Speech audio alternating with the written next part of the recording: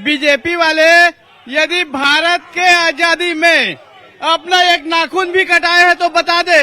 जो भी आजादी में अपने जान की आहूत लगाई है वो कांग्रेस के थे। भगत सिंह आजाद थे, खुदीराम बोस थे, चंद्रशेखर आजाद थे, ये सब थे।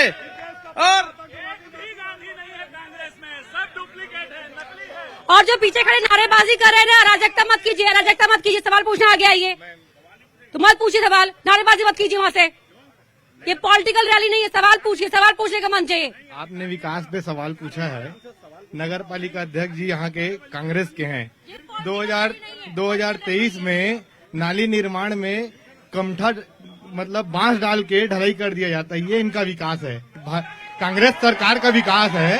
2023 में इस नगर पालिका में वो नगर पालिका अध्यक्ष हैं, नाली में सरिया के बदले बांस डाल के ढलाई की है, ये इनका विकास है। ये विकास है क्या आपका? नगर पालिका अध्यक्ष को चाहिए। ठेकेदार भारतीय जनता पार्टी के थे। उसने भारतीय जनता पार्टी के ठेकेदार कांग्रेस को बदनाम करने के लिए बांस का डंडा डाले थे। मैंने पूरा नाली को तोड़वा दिया था, उसका पेमेंट रोक दिया हूँ। इन लोगों को समझ में नहीं है। वो खड़े हो गए क्या? सवाल पूछना आपको, कहना है आपको कुछ? आप खड़े क्यों हो गए? सवाल पूछना है क्या? मैं ये बोलना चाहता हूँ, माइक हाथ उठाइए। 5 सालों में क्या किया गया है? सिर्फ वो अपने ही पार्षद का ही जगह को कराया है काम, बाकी कोई पार्षद का काम नहीं हुआ है। नहीं, एक ही चेहरे नहीं, बार बार। कोई और सवाल यहाँ से आइए, खड़ी।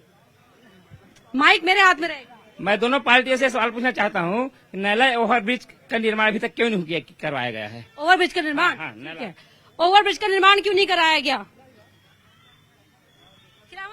जी देखिए, अभी एक खोखसा फाटक का ब्रिज बना, बिर्रा फाटक का ब्रिज बना, हमारे शक्ति में 30 करोड़ का जो है टेमर फाटक का ब्रिज का भूमि पूजन हुआ है। अभी यहाँ पर आगे जो है 30 करोड़ का अंडर ब्रिज का भूमि पूजन हुआ है और भारद्वार में हुआ है। ये भी बन जाएगा आने वाला समय में। हमारी सरकार में हमारे मोदी जी चाहते हैं सभी जगह जहाँ जहाँ आवश्यकता है ओवर ब्रिज बने, अंडर ब्रिज बने, ये भी बन जाएगा।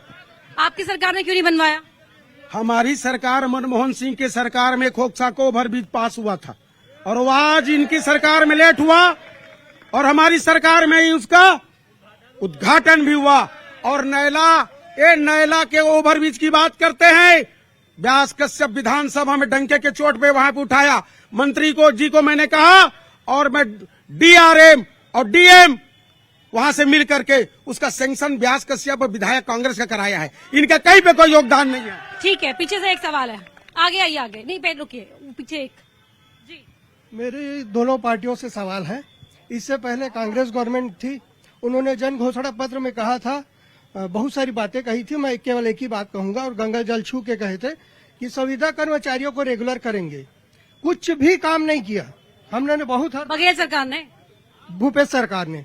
उसके बाद अभी बीजेपी गवर्नमेंट आई, उन्होंने कहा 100 दिन में कमेटी बनाएंगे, तो कमेटी बन गई पर हमारे कर्मचारी नेता को हम लोग को शामिल नहीं किया। जब हमको शामिल करेंगे तब हम इनको बताएंगे कि आगे आइए। आगे संविदा कर्मियों के लिए भूपेश बघेल सरकार ने कुछ नहीं किया, आपने बस कमेटी बनाई, बस कमेटी बनाकर हो गया।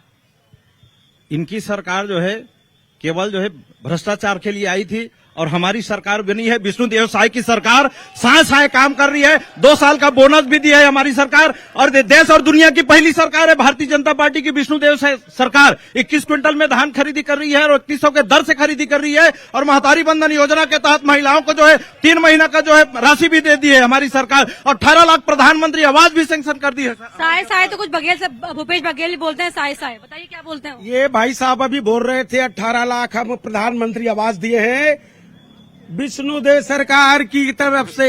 एक भी जनता को ये बता दे कि इस 5 महीने में किसी एक को भी प्रधानमंत्री आवास की स्वीकृति हुई? खाली ये बात करते हैं, एक भी अरे हुआ कहाँ है, आपने दिया कहाँ है?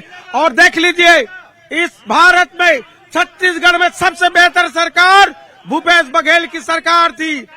ठीक है, इधर आइए आंटी जी, 1 मिनट आप आइए आगे। अरे आ जाइए, डरिए मत। अरे आइए। क्या नाम है आपका? अरे नहीं क्या महतारी बंधन का फायदा मिल रहा है क्या? महतारी बंधन योजना का फायदा मिल रहा है? का था देती है ना, तो आगे डर क्यों रही? आइए,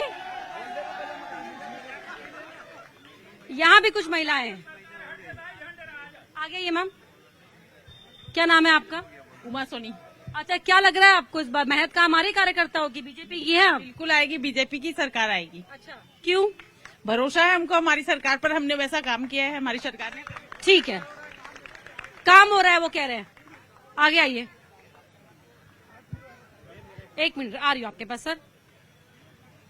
पिछले 10 सालों में हमारे जो भाजपा की सरकार थी उसके द्वारा शिक्षा में कौन सा ऐसा काम किया गया है, मैं आदरणीय साहू जी से पूछना चाहूंगा। शिक्षा के क्षेत्र में जी, आपका सवाल? मैं गांव से आया हूँ, मैं महेश शुक्ला नाम है मेरा गांव पड़ता है हरदी महामाया। अभी मैं नाला से आया हूँ तो जान हथेली पे लेके आया हूँ। पूरा ट्रक का नो एंट्री में पूरी गाड़ियां खड़ी है। दोनों सरकार से मैं पूछना चाहता हूँ, कांग्रेस और भाजपा से, नो एंट्री का कोई पालन नहीं किया जाता। कोयले का खेल चल रहा है, यहाँ से बड़ौदा जाना जान हथेली पे लेके जाना है। मेरा साथ सरकार से जवाब चाहना चाहता हूँ कि वो व्यापम और पीएफटी का कैलेंडर जारी करने वाले थे तो साथ काम कर रहे हैं, तो युवाओं के लिए काम साथ क्यों नहीं हो रहा है? युवाओं के लिए काम क्यों नहीं हो रहा है? शिक्षा के क्षेत्र में क्या किया है 10 सालों में, और नो एंट्री का जो उन्होंने सवाल पूछा, तीनों सवाल। शिक्षक क्षेत्र में बताना चाहूंगा, 60 साल छत्तीसगढ़ मध्य प्रदेश इनकी सरकार थी। मैं शक्ति विधानसभा से आता हूं, 60 साल में एक भी कॉलेज नहीं था शक्ति विधानसभा में। जब भारतीय जनता पार्टी की सरकार बनी, 2-2 कॉलेज वहां पर हुआ है, केंद्रीय विद्यालय खुला है, पूरा जो है वहां पर हर 55 किलोमीटर में हाई स्कूल हायर सेकेंडरी का निर्माण हुआ है, एकलव्य का निर्माण हुआ है, ST/SC के लिए छात्रावास के भवनों का निर्माण हुआ है, यहाँ पर पॉलिटेक्निक हुआ है तो भारतीय जनता पार्टी की सरकार में हुआ है। पूरा आज एजुकेशन का हब बना है हमारा जांजगीर जिला। वो कह रहे हैं एजुकेशन का हब बन गया है। हाँ, एजुकेशन का हब बन गया है। उसके लिए हमारे युवा साथी से पूछिएगा, कहीं कोई एजुकेशन की बात नहीं है। न इंजीनियरिंग कॉलेज, न कि आपके मेडिकल कॉलेज, और ऐसे विभिन्न जो हमको आवश्यकता है इसके लिए। अरे भाई, मेडिकल कॉलेज आपने नहीं कराया, भूपेश बघेल ने स्वीकृत दिया है, व्यास कश्यप ने विधानसभा में स्वीकृत कराया है। 50 करोड़ रुपया की स्वीकृति व्यास कश्यप ने कराया है। इस बात को जनता जानती है, आपके कहने से कुछ नहीं होगा। मेडिकल कॉलेज, इंजीनियरिंग कॉलेज क्यों नहीं बनाए? अभी व्यास कश्यप ने विधानसभा में इंजीनियरिंग कॉलेज का विषय उठाया। आखिरी सवाल है, आखिरी सवाल है ये, आइए आगे आइए। 65 वर्षों में कोई मेडिकल कॉलेज नहीं, कोई बुलेट ट्रेन नहीं, कोई साफ सफाई नहीं, कोई शौचालय नहीं। कांग्रेस से ना, कांग्रेस ने कुछ किया नहीं। मैडम, मैं पूछना चाहता हूँ भाजपा विधायक से कि वो कितना काला धन वापस आया है और कितना काला धन वापस आया है, और मेडिकल कॉलेज काला धन को लेकर बताइए। देखिए, काला धन तो उजागर हो रहा है ना, इनके कितने अधिकारी अंदर हो गए हैं। पूरा भ्रष्टाचार का बोलबाला 5 साल को अपराध गढ़ बना दिया था, भ्रष्टाचार का गढ़ बना दिया था। तो अंदर किए थे तो बाहर आ गए। ठीक है, इतना ही है आज हमारे साथ चुनाव एक्सप्रेस में जांजगीर चांपा से, इतना ही। लेकिन तमाम मतदाताओं से ये अपील हम करते हैं कि